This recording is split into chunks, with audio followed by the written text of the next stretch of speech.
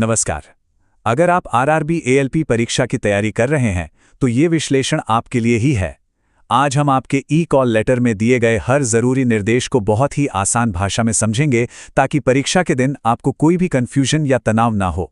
तो चलिए देखते हैं कि आज हम क्या क्या जानने वाले हैं। हम परीक्षा की तैयारी से शुरू करके सेंटर पहुंचने, जरूरी दस्तावेज, अंदर के नियम और आखिर में एक फाइनल चेकलिस्ट तक हर चीज पर बात करेंगे। ठीक है, तो सबसे पहले बात करते हैं उन तैयारियों की जो आपको परीक्षा के दिन से पहले ही कर लेनी चाहिए। ये बहुत जरूरी है ताकि लास्ट मिनट पर कोई भगदड़ ना मचे। देखिए, ये जो ई-कॉल लेटर है, ये परीक्षा हॉल में आपकी एंट्री का टिकट तो है, लेकिन एक बात याद रखिएगा कि ये प्रोविजनल है। मतलब आपकी योग्यता की पूरी जांच बाद में भी की जाएगी।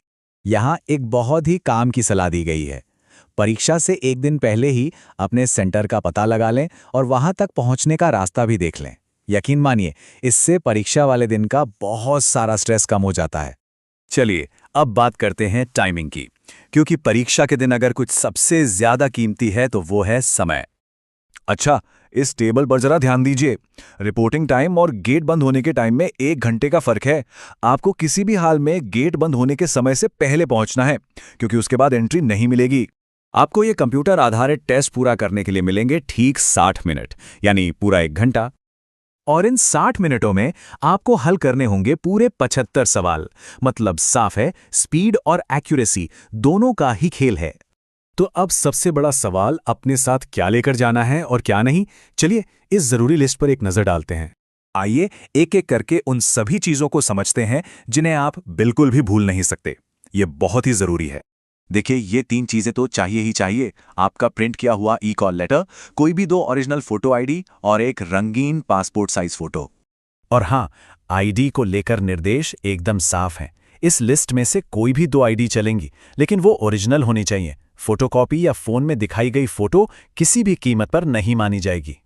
ठीक है, अब बात करते हैं कि जब आप सेंटर पे पहुंचेंगे तो क्या क्या होगा और कौन सी चीजें आपको बाहर ही रखनी पड़ेंगी। परीक्षा शुरू होने से पहले सबको एक बायोमेट्रिक वेरिफिकेशन से गुजरना होगा। इसमें आपका आधार कार्ड चेक होगा, आपकी एक लाइव फोटो ली जाएगी और अंगूठे का निशान भी लिया जाएगा। तो सीधी सी बात है, परीक्षा हॉल के अंदर सिर्फ आपका ई-कॉल लेटर और ओरिजिनल आईडी ही जाएंगे। पेन या पेंसिल भी नहीं ले जाना है, वो आपको वहीं दिया जाएगा।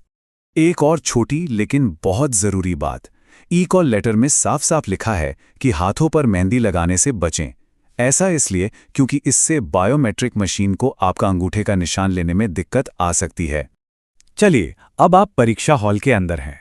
देखते हैं कि एक बार टेस्ट शुरू हो जाए तो आपको किन नियमों का पालन करना है। ये जो नंबर आप स्क्रीन पर देख रहे हैं, ये आपके स्कोर पे बहुत बड़ा असर डाल सकता है। इसे जरा ध्यान से समझिएगा। इसका सीधा सा मतलब है कि परीक्षा में नेगेटिव मार्किंग है। हर गलत जवाब के लिए आपके सही सवालों में से 1/3 अंक काट लिए जाएंगे। तो तुक्का लगाने से पहले 2 बार सोचना होगा। परीक्षा के दौरान कुछ और नियम भी हैं, जैसे आपको रफ काम के लिए शीट दी जाएगी जिस पर आपको अपना नाम और रोल नंबर लिखना होगा। और हाँ, परीक्षा खत्म होने के बाद उन शीट्स को वापस जमा भी करना होगा। चलिए अब आखिर में एक बार फिर से उन सबसे जरूरी बातों को दोहरा लेते हैं जो आपको एक सफल परीक्षा दिवस के लिए बिल्कुल नहीं भूलनी है।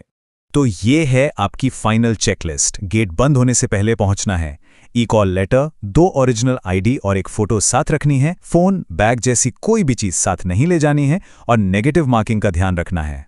और अंत में रेलवे भर्ती बोर्ड की ये सीधी और स्पष्ट चेतावनी, किसी भी दलाल या जॉब रैकेट चलाने वाले के झांसे में ना आए। रेलवे में नौकरी सिर्फ और सिर्फ मेरिट के आधार पर ही मिलती है।